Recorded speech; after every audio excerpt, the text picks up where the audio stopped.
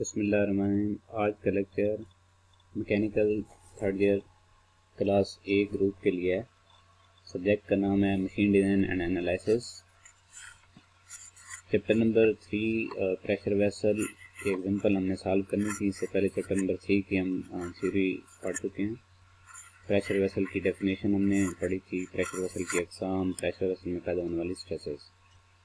तो थ्योरी के अंदर हमने पढ़ा था प्रेशर वेसल की डेफिनेशन ऐसे वेसल जो ज़्यादा दबाव पर गैसों को, मायात को और बुखारात को ज़ख़ीरा करें और उन्हें एक जगह से दूसरी जगह मुंतकिल करें, प्रेशर वेसल कहलाते हैं।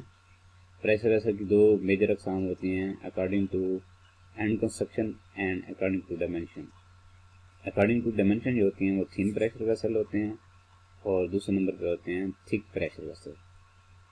अब जो पहले नंबर पर हैं थिन प्रेशर वेसल, उन्हीं से रिलेटेड हमने न्यूमेरिकल सॉल्व करने हैं, एग्जांपल भी और एक्सरसाइज की प्रॉब्लम भी।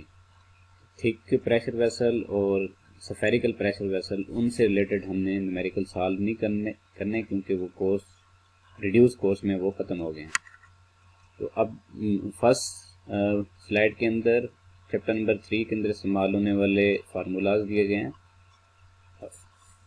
अब सबसे पहले जो फार्मूला है वो थिन प्रेशर वेसल, ये दोनों फार्मूले थिन प्रेशर वेसल के हैं। लेफ्ट साइड पे जो फार्मूला लिखा हुआ है वो थिन प्रेशर वेसल में जब हूप सेस पैदा हो तो उसका फार्मूला है।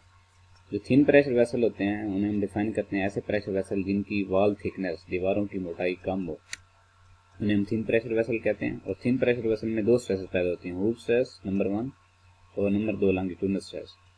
जब थिन प्रेशर वेसल में हूप स्ट्रेस पैदा हो रही होती है तो उसका फार्मूला है लेफ्ट साइड पे मेंशन किया हुआ है, formula for thickness of thin pressure vessel in case of circumferential hoop stress और sigma H is equal to P D बटा 2t।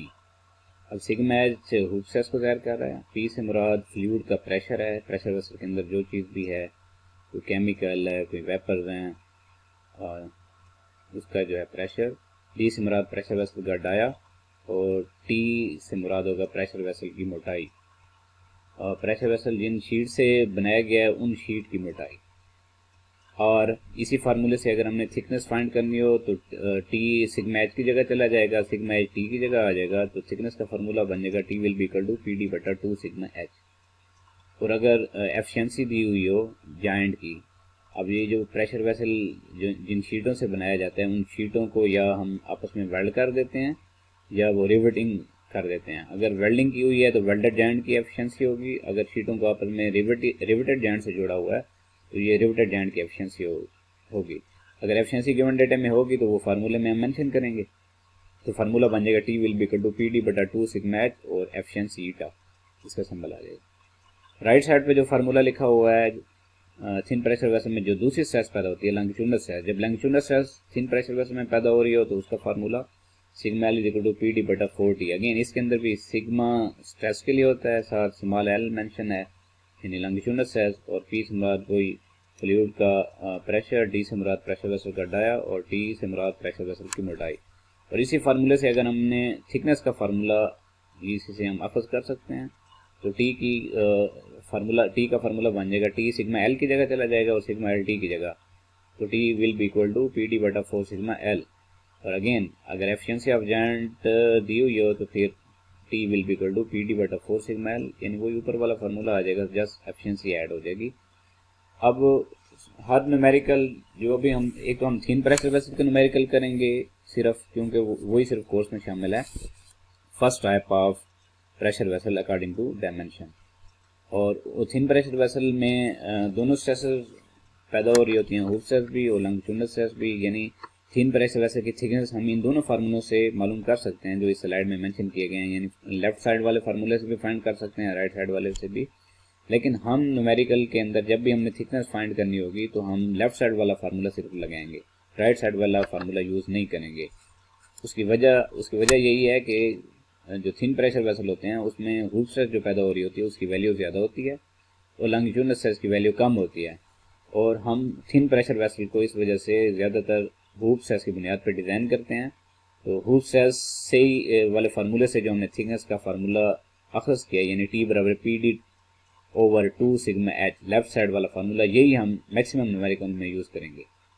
अब दोनों फार्मूले थिकनेस निकालने के सिर्फ उसी वक्त यूज़ करेंगे जब गिवन डेटा के अंदर रूट स्ट्रेस भी दी हुई हो और लॉन्गिट्यूडनल स्ट्रेस भी दी हुई हो, फिर हम दोनों फार्मूलों से थिकनेस मालूम करेंगे। और सेकंड बात यह है कि हर न्यूमेरिकल के गिवन डेटा के अंदर हम चेक करेंगे कि उस मेंशन किया हुआ है कि प्रेशर वेसल की टाइप थिन या थिक। अगर प्रेशर वेसल गिवन डेटा में मेंशन हो कि प्रेशर वेसल थिन है या थिक, तो फिर सोल्यूशन में हम कभी सिग्मा टी बटा पी रेशो मालूम नहीं करेंगे। अगर न्यूमेरिकल के गिवन डेटा के अंदर ये मेंशन ना हो कि प्रेशर वेसल थिन है या थिक, फिर हम फर्स्ट स्टेप हमारा ये होगा सिग्मा टी बटा पी रेशो मालूम करेंगे, ताकि हमें पता चल सके कि प्रेशर वेसल थिन है या प्रेशर वेसल थिक है। क्योंकि थिन प्रेशर वेसल के अंदर जो स्ट्रेसेस होती हैं वो होती हैं लॉन्गिट्यूडनल और रूट स्ट्रेस, और जो थिक प्रेशर वेसल होते हैं उनके अंदर जो स्ट्रेसेस पैदा होती है वो टेंजेंशियल स्ट्रेस और रेडियल स्ट्रेस पैदा होती है। और थिन प्रेशर वेसल की थिकनेस निकालने के अलग फार्मूले हैं जो इस स्लाइड में मेंशन किए गए हैं, ये दो फार्मूले। और जो थिक प्रेशर वेसल हैं उनकी थिकनेस निकालने के अलग फार्मूले हैं, और वैसे भी वो रिड्यूस कोर्स में वो हम थिक प्रेशर वेसल से रिलेटेड न्यूमेरिकल नहीं करेंगे। तो ये दो फार्मूले इस्तेमाल होंगे और मैक्सिमम हम लेफ्ट साइड वाला फार्मूला यूज़ करेंगे थिकनेस फाइंड करने के लिए।